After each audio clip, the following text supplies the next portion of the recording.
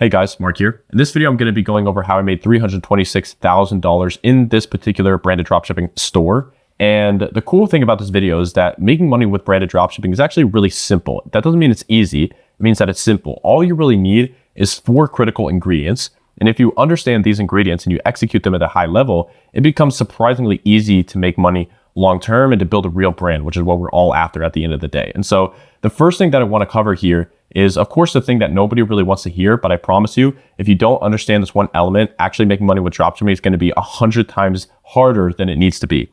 And that is, of course, your mindset, okay? Now, when I got started in dropshipping, I was making a very, very critical mistake with my mindset. I thought I had a good mindset, but I really didn't. And what I qualify as a good mindset is specifically where you center your reward center and your dopamine around. So what most people do is that they only center their dopamine reward system around making money. And this is a completely huge, monstrous mistake, because what happens is you suffer from something called ad depression.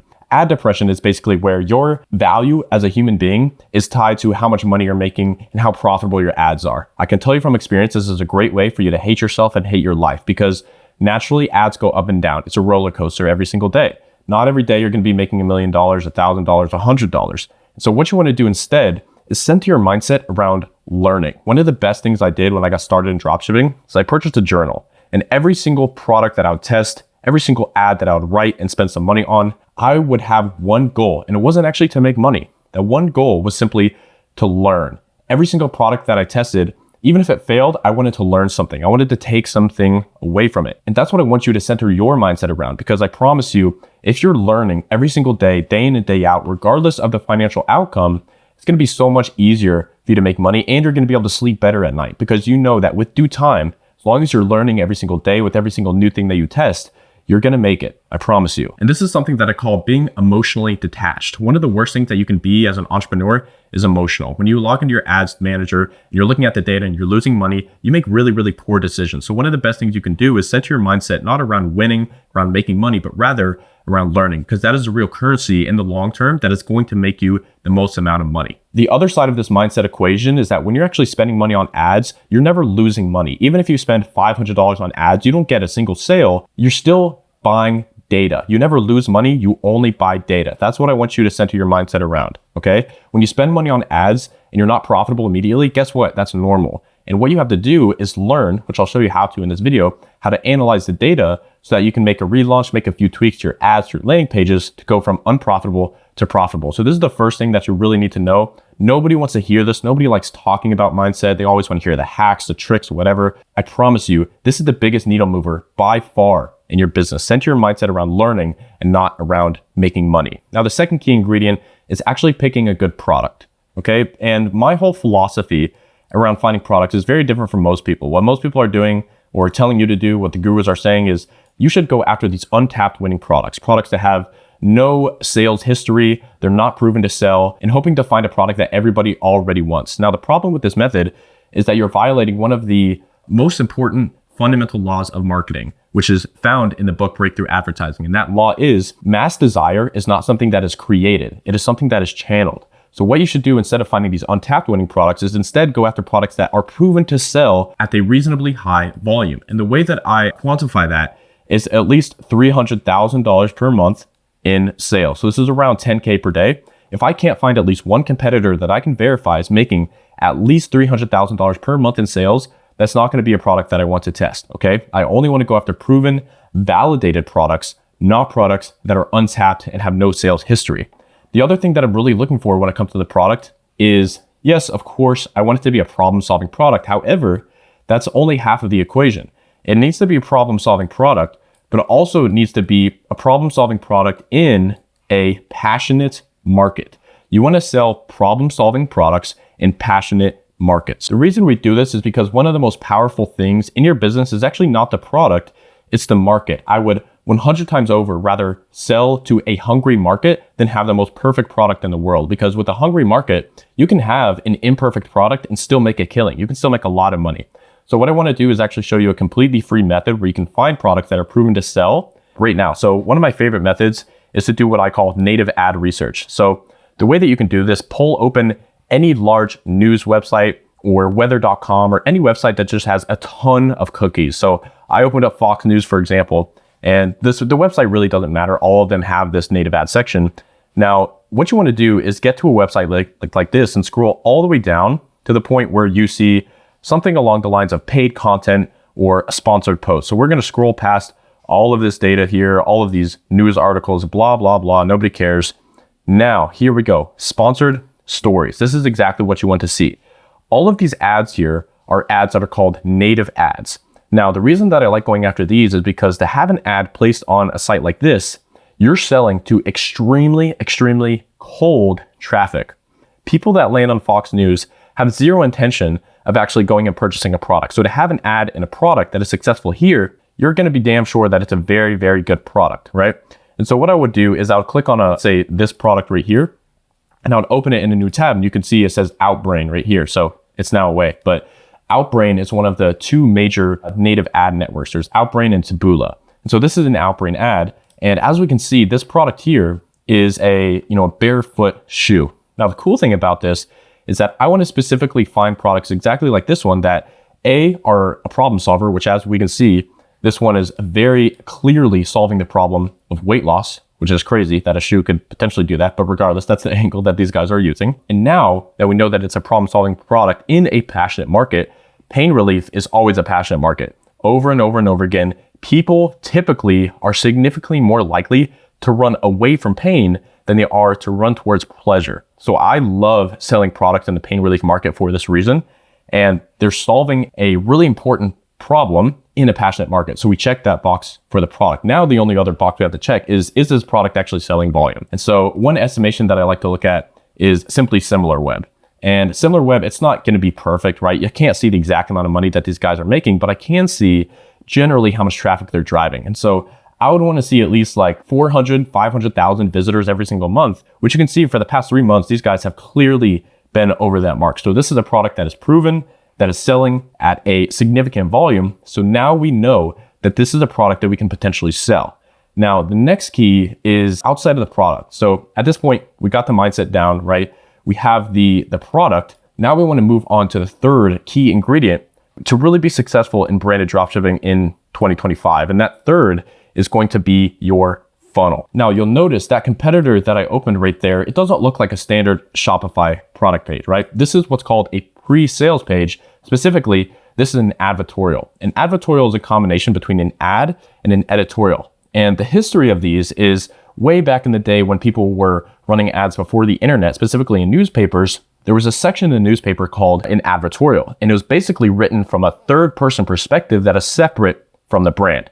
And so this one, for example, is written from the perspective of somebody who bought the shoes and was able to lose weight. Now, the power in using these funnels instead of sending all of your traffic straight to a sales page is exactly as follows. So let me show you what most people do and show you why this is not the way that I'd recommend that you run a branded dropshipping store in 2025. So what most people do is they'll have an ad, let's say on Facebook or TikTok, doesn't really matter where it is. But as soon as they see that ad, they go right to a product page, right? A PDP. Now this is just your standard, built-in Shopify product page. And the problem with this method, of course, after this, you're going to go to like the cart page, then you have the checkout page and the thank you page, right? This is kind of the standard funnel that colloquially, I call it the basic bitch funnel because it's what most people do, right? And the problem with this is that you're doing nothing to actually warm up the traffic and put them in a solution state before you put your product in front of them. Let me give you an example. If I were to go on a date with a woman, and as soon as I show up on the date and I see her, and the first words out of my mouth are, "Hey, do you want to go back to my place?" I'm probably going to get slapped across the face and nothing good is going to end up happening that night. That's basically what you're doing with what I call the basic bitch funnel. As soon as they see the ad, you're slapping them right across the face with, "Hey, buy my product, buy my product, buy my product." Instead of doing that, what we can do is do exactly what this brand is doing here, which is running a pre-sales page, specifically an advertorial, where you're basically hiding the sales process. So notice how this is kind of structured as a news article. It's structured as an editorial. And so people don't feel like they're being sold to. Generally speaking, the longer that you can hide the sales process in anything that you're doing, the more money that you're capable of making. And so this brand right here, for example, they actually showed that this is a product that some random user on the internet just loves and they happen to write an article about it. It doesn't feel like they're being sold to. And that's the power in the pre-sales pages. You're selling your audience without actually feeling like they're being sold to. And so the cool part about this, when you switch to a model like this, is that a few things will probably happen. Number one is you'll see an increase in your conversion rate, because you can run very, very top of funnel ads with higher than average click-through rates. For example, 3%, 5%, even 10%. I've ran ads before that have 10% click-through rates, which means that more people are going to your funnel, which can potentially increase your overall conversion rate. Because again, even if you don't increase your conversion rate, there's another side of the equation that you can increase, which is an increase in your average order value, which is your AOV, right? All your AOV means is how much money does somebody pay you when they go through and buy something from your business. Now, the cool part about this is that when you have a higher than average AOV and a higher than average conversion rate, what this means in the context of running paid ads, it means that you can spend a lot more money to actually acquire a buyer compared to all your other competitors. For example, if your competitors are running, ads to one of those basic bitch product pages, they have an average order value of 40, they're going to have an average conversion rate and average order value, which means that they would have to have a CPA, a cost per acquisition, below $40 in order to make any profit, right? And that's not even considering the product cost that you have to actually fulfill your products, right? Whereas us, on the other hand, let's say that we have an average order value of 90 selling the exact same product. We can spend more than double the amount to acquire a single customer compared to any of the other competitors. This is a fundamental law in marketing. An amazing marketer by the name of Dan Kennedy came up with, where he said, the business that can spend the most amount of money to acquire a customer wins. It's as simple as that. When you run the funnel structure that I just gave you above, you can spend significantly more money to actually acquire a customer, which means it's going to be so much easier for you to be profitable, because one of the main universal laws of scaling paid ads is that the more that you spend, the more expensive your ads get.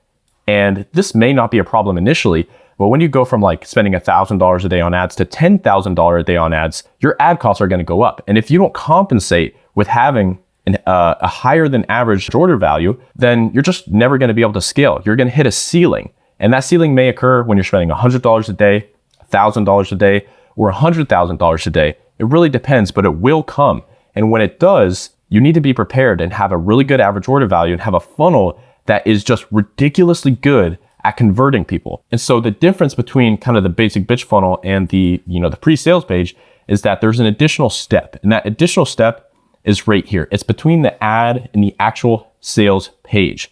And that's what you're seeing right here in this example. This is an advertorial. And notice, this is all just kind of subtly selling the product instead of just saying, hey, buy, buy, buy, buy, buy. And again, that the power is in hiding the sales process for as long as possible. So these guys, if we hit check availability, will actually go to the real sales page. So this is what most people send all their traffic to. But the power in sending them to a pre-sales page first is that you're basically kind of warming up your traffic to the point where when they actually do see that product page, they do see the sales page, they're going to be so much more likely to buy, because you've basically indoctrinated them with all of these beliefs that are going to allow them to purchase your product at a higher rate, which is going to increase your conversion rate and increase your average order value. So that's really the third thing, the third ingredient that you really need is try to create a funnel that has a higher than average order value and increase your conversion rate so that you can spend more money on paid ads than all of your competition. Simply introducing a pre-sales page alone, I have seen oftentimes increases the conversion rate and increases the average order value. The other way that you can do that is by implementing variety of upsells. Now, people typically in e-commerce completely misunderstand upsells. They think that if they throw a little, they add a little app on their Shopify store that says, as soon as right after they purchased, you want to add this additional product to your cart. That is not enough. You need to do significantly more if you want to have substantial increases in your average order value. What that means is that's going to be, for example, order bumps. That is going to be OTOs, which is basically a post-purchase upsell that is specifically designed to fit perfectly with your front-end product. So I'm going to put you guys on some game. Do you want to know the number one thing that actually makes an upsell successful or not?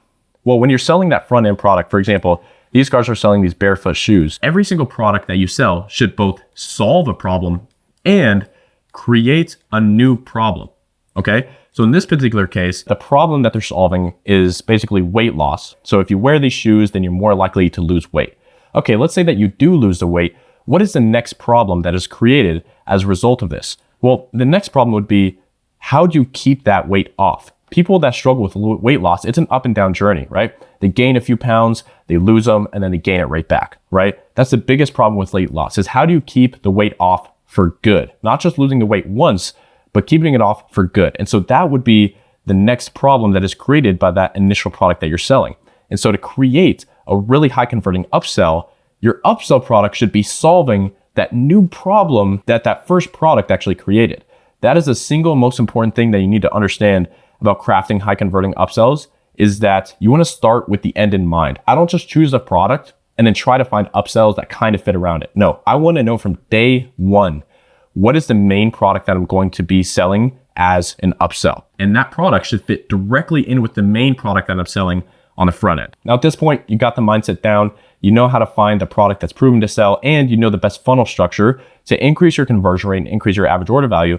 The fourth ingredient that you really need to master in order to make branded dropshipping feel very easy is going to be creatives. And if you don't know what a creative is, all creatives mean is simply the image or the video ads that you're using when you're running paid ads. Now, if you want to create successful creatives, I do have a full creative course that I'm going to put out for free on YouTube within the next 1 to 2 weeks. And it's going to be amazing. It's going to blow your mind. But I want to quickly explain what makes a good creative versus a bad creative. Okay. So what you need to understand about creatives is that, let's take a video ad, for example. If the overall success of video creative is represented by this terribly drawn circle right here, 90% of that creative success is going to come down to one thing and one thing only, and that is the hook, which is basically what I classify as the first 3 to 5 seconds of your ad. That is where most people are going to be stopping their scrolling and actually click the link on your ad, okay? The rest of the ad, in terms of like how important it is very, very minimal. I have seen new ads created basically out of thin air simply by introducing a new hook. And so that's why I say that like 90% of your success on Facebook is going to be your hook, specifically the hook that you're testing on your video ads. Or if you're running image ads, it's going to be that very first line of text that appears in the primary text section of the ad, okay? And so let me quickly break down how you can create a really, really high performing winning hook. So the first thing that I want to do is, I never really believe on reinventing the wheel, right? There are already competitors, for example, this brand right here, that are selling this product at scale. I don't want to reinvent the wheel. They're already using angles that are proven. And I simply want to understand the philosophy of why they're working so well and apply that to the creatives that I make myself. And so creating a winning hook is actually 3 different parts that you need to understand, okay? So the first is basically what I call the copy. And the copy is simply the line of text or the words that you're using in your hook. So if you're running a video ad, for example, and the first line of text that appears on the video is, you know, this insane barefoot shoe is helping people lose weight and keep it off for good. Let's say that that's the first line of copy, right? That is the majority of the success of your hook right there, the copy. It's by far the most important part of the hook, but there are 2 other parts. The second most important part of creating a winning hook is going to be the clip. And this is what a lot of people call, you know, the scroll stopper. This is basically the video in the background that is playing with the copy overlaid on the video. Now, this is the second most important thing, right? In the success, the first is the copy, the second is the clip. And then the third ingredient in a winning hook is going to be the audio. So this could be, maybe the hook is dubbed over by some AI voiceover. Maybe it's a human voiceover. Maybe it's music, whatever it is. It's by far the least important. But when it comes to creating those winning hooks, which again, 90% of your success when it comes to running paid ads is going to be the hook that you're using in your creatives, you want to emulate what's working and simply introduce a new angle, right? What I believe is, I don't believe in product saturation, but I do believe in angle saturation. So you can find a product like this that is very clearly selling to the weight loss angle and simply start selling it to a slightly different angle, which is really going to mean new copy, new clip, and new audio, right? So that's really the formula for creating very high performing hooks when it comes to your video creatives. And so again, I do have a video that's going to be coming out soon of doing all this like right in front of you so you can see over the shoulder how I do this myself and how I use AI to do this. But none of that is going to work unless you don't understand this principle. Most people think that, you just spam test creatives and you don't really think about why you're doing it. No, you need to understand the philosophy. You need to understand why the hooks are converting for the competitors and simply reverse engineer it for yourself. It's as simple as that. So again, you have the mindset, you're centering your brain and your dopamine around learning. You have a proven product that you can confirm is selling at scale for a competitor. You have a funnel that is maxing out your AOV and your conversion rate. And you have creative testing systems in place to test high quality creatives and more than one. Like the biggest mistake that I see so many dropshippers make is that they find a product, they build a funnel, and then they'll test like one creative. Like, come on, you have to be willing to test a variety of creatives, because if that's the majority of your success when it comes to paid ads, why would you not do the shotgun approach and test, 3, 5, 10 plus creatives for a single product? You already know the product is selling. All you have to do is figure out the ads and figure out the creatives, okay? That's why I love going after validated products, by the way, because you already know they're proven to sell. All you have to do is figure out the messaging and the creatives in order to channel that traffic in the best way possible through your funnel. If you understand these 4 ingredients, I promise you, it's going to be so much easier for you to actually make money with branded dropshipping. Screw all the untapped products, screw the basic bitch product pages, stand out. One thing I say to myself constantly is if you want what 99% of the world has, you do what 99% of the world is doing, right? So the reverse of that is I want to be part of the 1%. I want to be the person that is actually successful and that makes dropshipping work for them. That makes life-changing amounts of money. Am I going to make that money if I do what everybody else is doing? Or I'm going to make that money by being unique and standing out and honestly just doing things differently. And so all these 4 ingredients is actually stuff that I go into significantly more depth in my mentorship program. It's called Brand Builders Academy. I own it with my partner, Alex Fedotov. If you want help in terms of like actually getting personalized guidance when it comes to building your e-commerce business, you can apply for Brand Builders Academy. Hit the first link in the description and we'll see if you're a good fit. Full transparency, we don't accept everybody. We like to be very exclusive and we only work with people that actually meet these criteria. If they don't have the right mindset, we don't want them in our program. So if you want kind of the more personalized approach and you want somebody to hold your hand through this whole process, just click the first link in the description and you can apply for BBA today. Other than that, guys, I do want to let you know that I'm hosting an event for 200 of the top e-commerce entrepreneurs in the world. So if you already own a brand that's doing significant revenue, this is the event that you need to be at. If you want to be in the room with some of the most successful entrepreneurs in this space, this is the event that you need to be at. It's in Dubai, February 28th to March 3rd. I'll drop the link. It'll be the second link in the description. So if you want to join me, my partner Alex, and literally the people that are running the game right now, you can go ahead and get your ticket today. Right now, the tickets are only available by application because this is only for experienced entrepreneurs. Like full transparency, this is not for beginners. This is only if you already own a brand and you want to scale it to the next level. I'm talking like going from 6 figures a month to 7 figures a month, or going from 7 figures a month to 8 figures a month. This is where you need to be because we go into all of this in this event. It's going to be the best event in the history of e-commerce, I promise you. So other than that, guys, thank you so much for watching this video. Hope you enjoyed it, and I'll see you all in the next one. Peace.